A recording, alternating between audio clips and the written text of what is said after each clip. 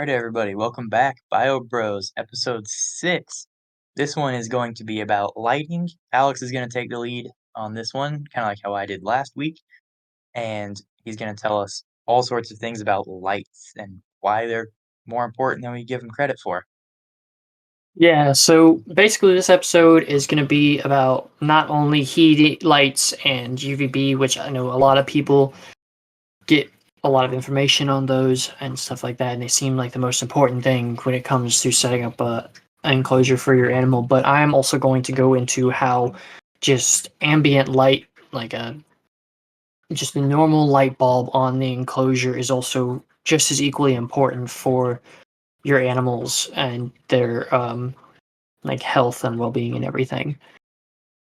So to start off, I want to go into the start off with heat lamps and like why they are so important and stuff, because obviously reptiles, um they're cold-blooded creatures. Reptiles, amphibians, they're all cold-blooded creatures, so that means they have to get their heat from external sources. So like how you and I, Jaw, we can warm up because we're warm-blooded creatures internally.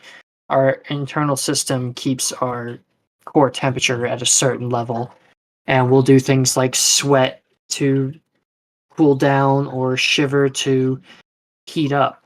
Reptiles don't have that, so they have to rely on things like the sunlight, shade, digging down burrows into the soil, um, basking on warm rocks, and things like that to raise or lower their temperature. And so the first one I'm going to get into, like I said, is the heat lamps. I'm a big person when it comes to my reptiles and stuff. I like using heat lamps. I'm not as big on heating pads and well, yeah, that's really it, is heating pads and heat lamps, because we don't ever use heat rocks, and we'll never recommend heat rocks because they will burn your animals. But Yeah, I'm not. I'll just give a quick point on this one. Because I feel very strongly about these as well. A lot Yes. of reptiles actually can't feel heat through their bellies. They feel it based on their back, so they'll just literally cook and not even realize it, just because Yeah. that's how they're set up. In the wild, you sit on a rock, it cools down really, really quickly, but your back will keep getting warm, so they will cook themselves and not even realize it if the heat is coming from the ground and it's too hot like that. Yeah. And so I also, that's the other reason like why I don't like using heat pads as much, is because, like you said, they don't really feel belly heat. You can use heat mats. I would recommend to always use a heat mat with a thermostat. So that basically the way a thermostat works, heat mat gets plugged in the thermostat. You put the probe where the animal would be laying, like above the heat mat. Once it gets to a certain temperature, it'll cut it off so it can cool down. I even recommend using those with your heat lamps and things like that, because not all species need it super hot. Some species, like my bearded dragon, Roger, he needs a nice hot basking spot. He needs it to be 100 and a little bit over 100 for his basking spot. Um, and they're the type of animal that they live in Australia. They lay out in the sun, not in the hottest part of the day, but they do lay out in the sun when it is fairly hot. And they need that high basking temperature.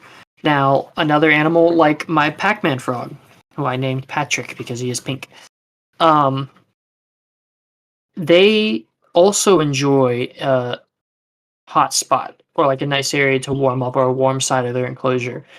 But they cannot have as high of a temperature as Roger they would cook. So that's where like using a thermostat would really come in, is because it would only allow that hot side or hot area where your basking light is to get to a certain temperature, and then it cuts the power to it so it can't continue to heat up and cook your animal. They found recently a lot more animals that we really didn't even realize enjoy a hot spot do. At least I have through research and stuff. Like my white tree frogs, they currently are living with my Madagascar giant day geckos, which cohabiting is a whole nother thing that we will get into on a different thing, and it's not something I would recommend for a beginner. Is something someone who knows what they're doing needs to do. But both the day geckos and the tree frogs like a hot spot that's about 90-ish, maybe a little warmer. Not really. They like that nice, slightly warm hot spot. So it works out well, and I've seen my frogs laying in the heat spot. Especially at night, once the lights go off, they'll come out there and they'll just lay where it was nice and warm because they heat up. And that's the other thing too, is like Shaw was saying, rocks hold and retain heat.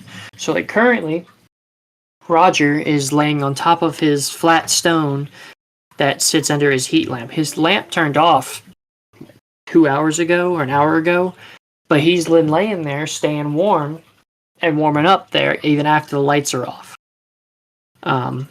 So heat lamps are extremely important for helping them regulate their temperature, but you also want to be careful and make sure it's not getting too hot.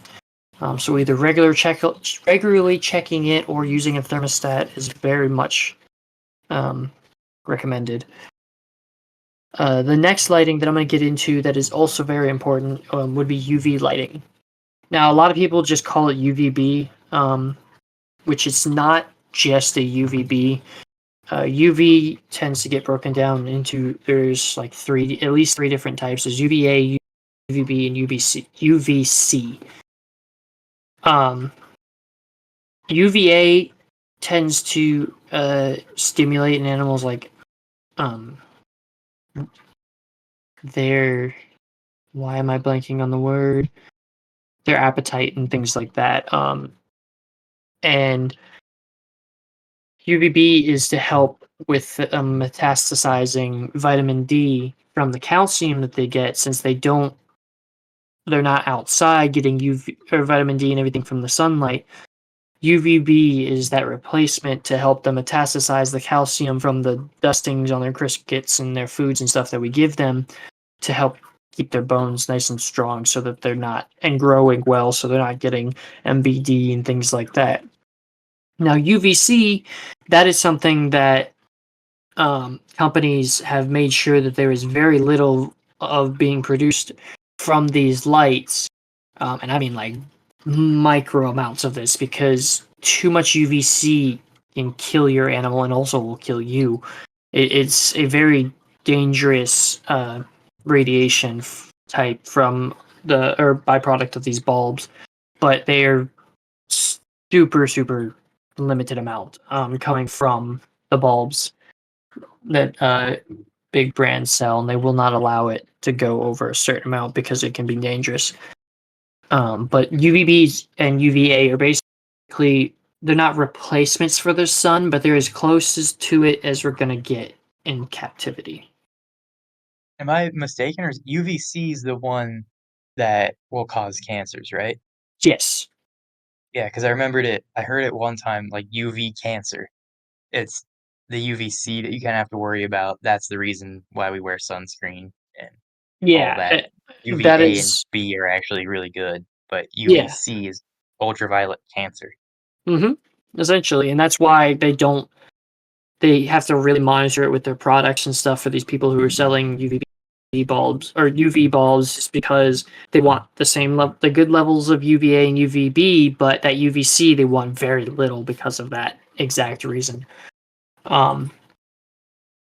And the but ultraviolet light, again, it is a very important thing for your reptiles and amphibians and stuff, because it does help them metastasize vitamin D and everything like that. And a lot of species that people are realizing they thought they didn't need it. They might not need it, but it benefits them. Um, Species like leopard geckos, which are people think, oh, and crested geckos too. They think, oh, they're nocturnal, so they don't ever get to it.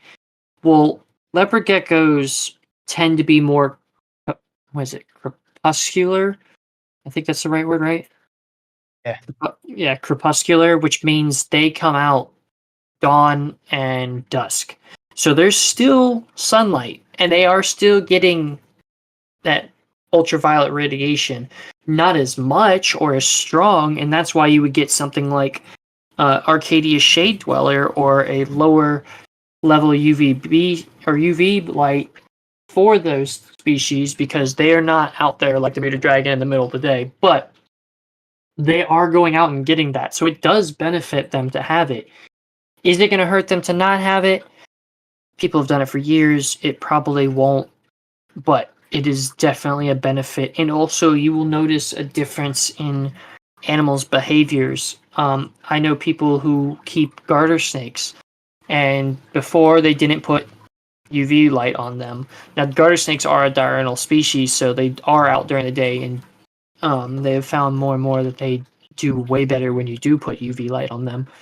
But they noticed that the garter snakes, as soon as the lights would come on in the morning, they didn't go to the heat. They went straight for under the UVB or the UV light, and they basked there before they even went to heat. Which is really cool to see that kind of um, that natural. Why am I blanking on the word? Natural instinct and natural reactions to UV light from these animals. And it, again, like I said, it helps that species. It helps those species. It's not necessarily needed, but it does help them do that kind of stuff and live a better life. Yeah, a thing that I think is really cool, more and more research is coming out. A lot of diurnal basking species of reptiles can actually see ultraviolet rays, and Yeah, like they can see it and seek out the levels where it's higher or lower. And I know this is totally 100% true because the first time I took my bearded dragon outside, she like freaked out a bit when she saw me. She was cool, and then I kind of turned the corner and she freaked out when she saw me and like did a bunch of defensive posturing and stuff. hmm And that's because of how the UV interacts off of your body. Like we turn into basically a disco ball when we get hit with ultraviolet rays, and it scared her. So that's 100% true. Like they say with the garter snakes too. I would not be surprised to see a study come out where garter snakes can see ultraviolet rays and seek them out. yeah. I mean, I was about to get into that too, but they reptiles' eyes and their eyesight is very different from humans. They can see more of certain types of light than we can, but they can't see as much color and stuff as we can. Some species can, but most species mostly see like I think it's greens and blues. I'm not 100% sure on that one, but I think it is. But like Shaw was saying, they can see ultraviolet light and seek it out. And I had the same experience with my first bearded dragon. I took her out. Her name was Matilda, and she was a big bearded dragon. I decided one day I was like, you know what? I'm gonna take her outside and let her run around the backyard, get some sunlight, because it's good for them to do that. And she freaked. She turned. She was trying to bite the tar out of me. She ran out under a tree, and once she got under a tree in the shade, then she calmed down because she could. And I got under the tree with her. She calmed down because there wasn't as much UV hitting me or hitting the environment. But like before that, nah, she freaked out. And animals will do that. They've lots and lots of times people have taken their animals who are perfectly tame, perfectly calm and everything inside. And as soon as they take them outside, the animal freaks. And it's because it's like the first time they've ever seen that amount of UV. Like your UV light will never produce the same amount kind of UV that the sun does. And it freaks out animals sometimes when they see it for the first time because they're like, "What is happening?" And they just don't understand. Yeah, Um, I've heard the opposite ones too, like animals who are raised outside their whole lives and they get brought inside, they don't recognize their keepers at all, and then so they mhm, freak out because 'cause they're like, "What's this big thing trying to touch me?" mhm. Yeah, because it's they're used to seeing you in a certain way, and animals are smart. They recognize you. I mean, and it's not just reptiles and stuff. Like at my work, we have a big fish tank. I think it's 125 or it's 145 gallons, and we have two largemouth bass in it. Well, customers come in all day and they'll walk by and the bass is just sitting there, but they're just whatever. They don't care. And customers walk by and nothing happens. once the bass sees one of the people who work there, if they see me or any of my other coworkers, they start doing their little dance because they're like, food. He's coming with food. They recognize us. And they especially recognize the cup that we dump minnows in there with because they see that and they really start to get excited because they know it's coming. Animals are a lot smarter than people get them credit for. Yeah, definitely true. I did the I actually I still have a scar on my thumb from it because my training worked too well. I had when I had 2 bearded dragons, I trained them on different colored cups, meaning different things. And Hmm. so one lizard was trained on a green cup, meant food, and the other one was trained on a blue cup because I wanted to see how smart they were, and I had a chance to run a real experiment. And my male Blaze, who died a couple years ago, he saw his blue cup and he was very, very food aggressive. Like, Hmm. he was that kinda guy who would run right out of the tank, and you have to catch him before he hit the Hmm. ground because he saw food. So I opened the sliding glass door on his tank, and he jumps right out and knocked my hand into the glass from his door, and it cut my thumb, and I still have a Ooh. scar from it. But, yeah, my training worked too good. He saw the blue cup and just freaked out and was like, "Yes, we're getting food." Yeah, my day geckos, they recognize if they see something silvery because I feed them off of silver tongs. If they see anything silvery, they go crazy because they're like, "Where's the cricket? Where's the roach? What am I getting? What where's the food?" And my big male and one of my females will chase it like throughout the tank. They're just like, "Where's it at? Where's it at?" But it's crazy how smart they are. But getting back onto lighting, so the last thing I want to get into is ambient light or like daylight essentially. So heat light and UVB very important because heat they need that for their exothermal uh, to control their internal body temperature. UVB they need for metastasizing um, vitamin D, and then also they need UVA for like helping with their appetite and things like that. But the thing with UV bulbs, they produce very little light. And what most people don't know is that little bit of light on UV bulbs is not for the animal. It's actually for us so that we know the bulb is working. Because the bulb doesn't actually need that light at all. It's just to show us that it's working. Um, so your animal still needs some type of like LED light or just a regular house bulb or anything that will simulate a day and night cycle. They need that light, and it's been shown that they do because they it tells them it's daytime. Like, how would you feel if you were in a room and there's just a little tiny, very dim light that you really can't even see, and that's all you get? I mean, anyone, it would drive you crazy. Yeah, I mean, I have, some people I know in my life who live in other places where it's overcast all the time, and they ended up getting a, like, therapy light bulb to simulate the sun, so they actually had a real, like, circadian rhythm because it was making them go insane, and when they had that, it got positive reviews, like, they replicating a day-night cycle was what was making them go insane. It felt the same all day, and it's you hear it happens in, like, prisons and stuff too, where people aren't allowed Mhm. outside, like, It you happens in need like Alaska and stuff where the sun's either always out or never out. yeah, like, animals are no different than us, they live on the exact same planet. Every Yeah, for the most part, unless you're on one of the poles, every day there's a daytime and every day there's a nighttime. yeah, and How it's come they're different? and the other thing with that, like replicating the light that you need to do, or at least you don't need to do it, but it does help if you're like breeding or if you just want to do it because you'll see more natural reactions or natural what is the word that I'm looking for?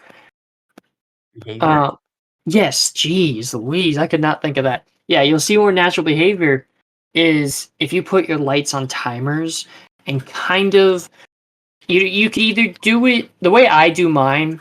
I do them kind of based off of how the sun is in my area, um, which again is not exactly the most natural. Like you could look up the times and stuff for like where they're from, but then you're going to have different times for every single species you have.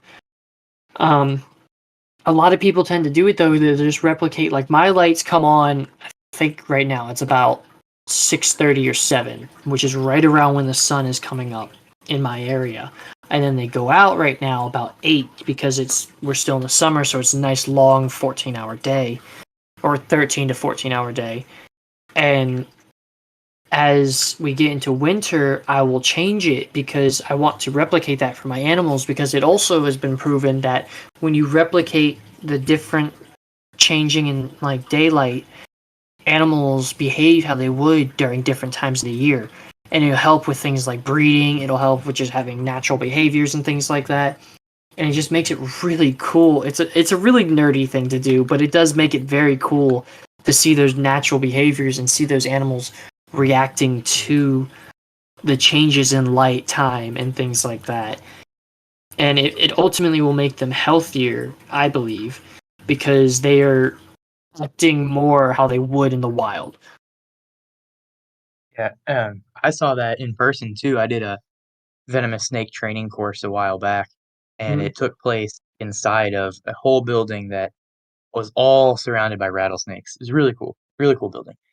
But he had it set up where every snake got basking for 2 hours a day, because Mhm. generally rattlesnakes are not known for basking, but he wanted to offer it to them anyway without heating up their whole thing. And you could see this wave of light because when one tank would go, it'd be on for 2 hours, and then the next group of tanks would be on for 2 hours. And I was there Mhm. all day. And the class started at, like, 9 in the morning, and I ended up staying late and didn't leave till, like, 9 at night. So I saw, like, every tank go through its cycle. And you could see the lights would turn on, and the snakes would start moving in that tank almost every time. And it was like, "Huh, Yep. that's interesting." These snakes that don't bask are somehow moving and reacting towards this light right when it turns on. And I've seen too where animals, before lights even turn on, they realize around when the sun should be coming up and they'll move. Like my bearded dragon Roger, I've been up uh before his lights come on. I've watched him come out and sit on his basking spot in preparation for the light to turn on. Animals will realize that, and they will.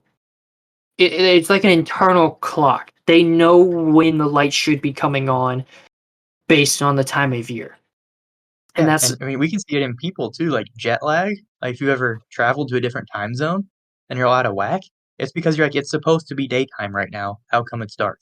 yeah, And so your body and starts flipping out a little bit. yeah, and animals are the exact same way. They have that internal clock that tells them, okay, it's winter, it's later in the day, the light should be going off soon, or oh, it's summer, it's really early, but I know the light's about to come on, so let me go get out and get it in the nice spot before the light turns on or the light comes out, and I can bask. And it again is just those natural behaviors, which I find really cool, and I'm sure you find it just as cool. Um, it's just it feels like more. It gives you more in the animal to me. Like seeing them act how they would in the wild gives me more joy because I will probably never get to see most of these animals in the wild. Yeah, Like, and kinda call back to last week too, that recreating nature thing. When you're replicating the light cycles, you get more natural behaviors, which means you get less of a pet rock and more of a pet really cool reptile. yeah, I mean, and even with some species that you would normally just have a pet rock, like I've heard of Pac-Man frogs that they hide all the time. Yeah, they're a pet rock. Um, but if you have that like heat lamp and have it on a thermostat, so it only comes on for a certain amount of time and until that temperature hits, you'll see them move. They will move. Um, I mean, they are ambush predators, so they will still stay in an area. But I've noticed, because all my animals are in my room, my frog, on days that I'd leave the fan off and it gets warmer in here, she'll come up to, like, if it's like that for a couple days, she'll come up to the top. of the soil, and she'll kind of sit there and she'll be looking for food because she's like, "Oh, I'm warm. I'm ready to eat." On days when it's colder, she's like, "Nope. Let me get down into this soil and stay nice and warm down here because it's more consistent temperature down here than it is up top." Yeah, I see the same thing in my turtles. My turtles are in an unheated pond, so I mean, this is temperature based, but it's because they live outside. In Hmm. the wintertime, they are very rarely sitting on the more elevated platforms. I have a bunch of different platforms within the pond, so they can chill at different elevations in the water without having to swim, and they are almost never at the ones near the surface. They're all down low in the bottom, moving slow, and then you can see the shift, like, when the seasons start changing, they start coming out earlier and earlier and earlier and going to bed later. It's very, Hmm. very cool.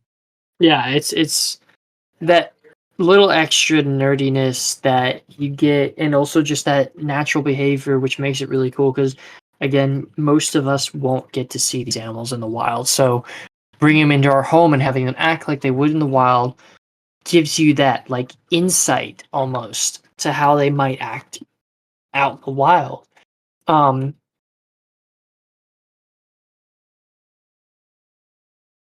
Yeah, and when you get to see those, like, naturalistic bioactive vivariums, another callback to last week, and then setting up your lighting so there's a proper circadian rhythm and your heat is good, so now you have a temperature gradient, then you have UV for all those health benefits.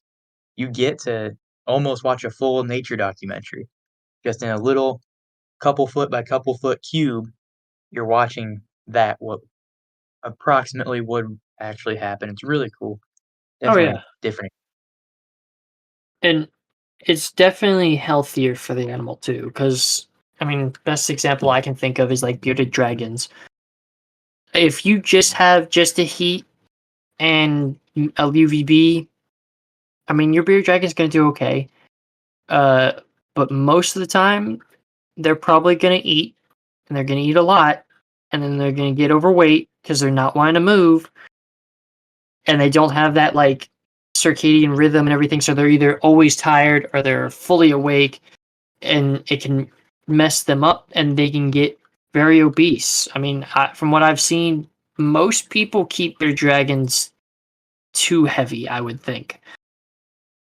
Yeah, I definitely agree with that one. I mean, Yeah, I think I said and episode 1, I kinda came from a bit of a bearded dragon breeding background, like, I mhm. see a lot of fat lizards out there. Yeah, and because and the crazy thing is like if you look at bearded dragons in the wild compared to the ones in the hobby, they look skin and bones, but that's how they're Oh, yeah, supposed to be. I've seen, like, posts before of people pretending that it was their lizard just to try to, like, bait out reactions, and all the comments were calling them very unhealthy, but it was actually a healthy wild lizard. Yeah, I mean, and with having that light cycle and that circadian rhythm and everything, it helps them stay more active. And yes, they're still going to eat more, but it's going to make them stay more active and want to explore their tank and moving, like keeping with the heat, having the proper heat, proper UVB on one side, and having the good temps and stuff. So it's going to make them to where you'll see your bearded dragon out in the morning. They'll come out and bask, and then during the day, hottest part of the day, they'll go and lay down somewhere on the cool side, or like mine, Roger will come out and bask in the light, and then he goes to the other side of the tank where he has a fake log and he crawls inside of it and sleeps. And during the hottest part of the day, but then again, he'll wake up and come back out to the other side and bask for a while. Then he'll eat a bit and then he'll go back to sleep. You will see them move all around the tank and use every bit of the space if you have the correct UVB, the correct heat, and have that day nighttime cycle with LED lights or household lamps or anything like that. And they Yeah. will be ultimately much healthier animals. I mean, it's like people too, you know, the happiest, healthiest people, like, you hear about a lot of those, like, motivation, self-help stuff. A lot of them wake up really early and immediately go outside in some way or another, or work out, something like that. And then they go to bed early as well. They rise and fall with the sun, and that's what tends to be, like, really healthy, happy people. And like I said earlier too, like, The Earth goes through the same cycle. Every living thing on Earth, for the most part, experiences the same thing every day. And so, for the most part, with that stuff, what's true for us is true for them.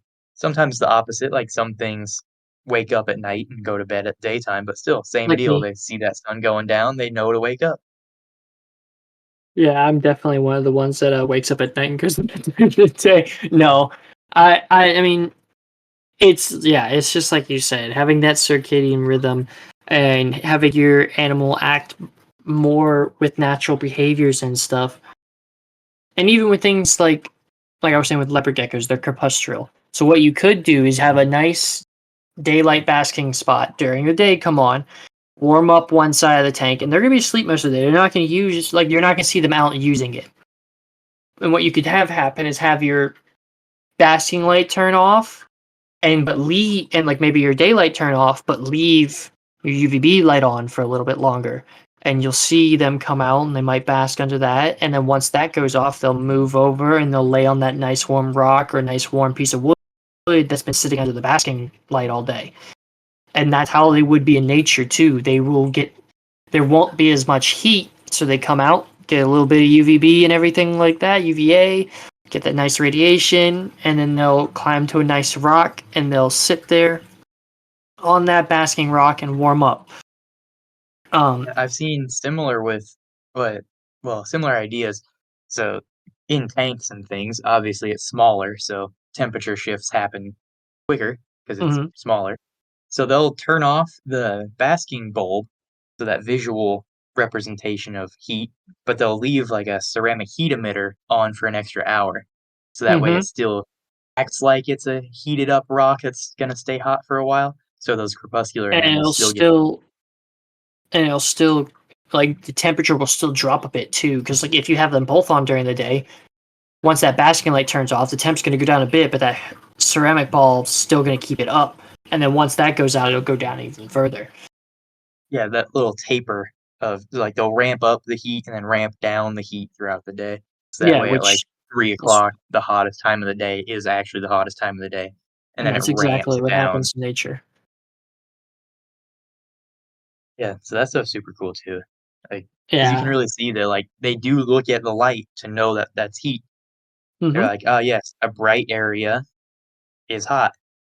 That's just exactly how we are too, you know? You look out and you see, "Ooh, that it looks hot out there." I mean, I'm from the desert, so you hear people say that all the time, "It looks hot over there," or, "That Yeah. looks hot." And sure enough, you go out there and it's hot, and that's that light, you know? When it's dark out, something's hot, it weirds you out, and it will weird out an animal too. They're like, "What? Things aren't hot in the dark." Or Yeah, things it are should supposed to be be cooling cold. down. It's dark. Things are gonna start cooling down. We can go out now. Yeah. And that's exactly what it is. And so basically, if you stay on top of your lighting, do the right amount of heat, UV lights, and actual daylights and things like that, using timers and stuff like that, your animal will ultimately be a healthier and happier animal in your care. Um, so, like I said, just kind of a recap is make sure you have the correct heat using thermostats and timers and things like that. Make sure you have the correct UV, same thing, using timers and stuff. And with your daylight, they are all equally as important for the health and mental health and also physical health of your animal. And to have them acting out those natural behaviors and everything. And it gives you that extra little look into the world of what that animal would be like in the wild. Um, but I think that's gonna be all for today. Yeah, well, hope If you guys enjoyed that one. Remember, like, subscribe, comment, do all that kinda stuff. Follow the Instagrams in the bio, and have a nice day. Catch y'all next week. See you guys.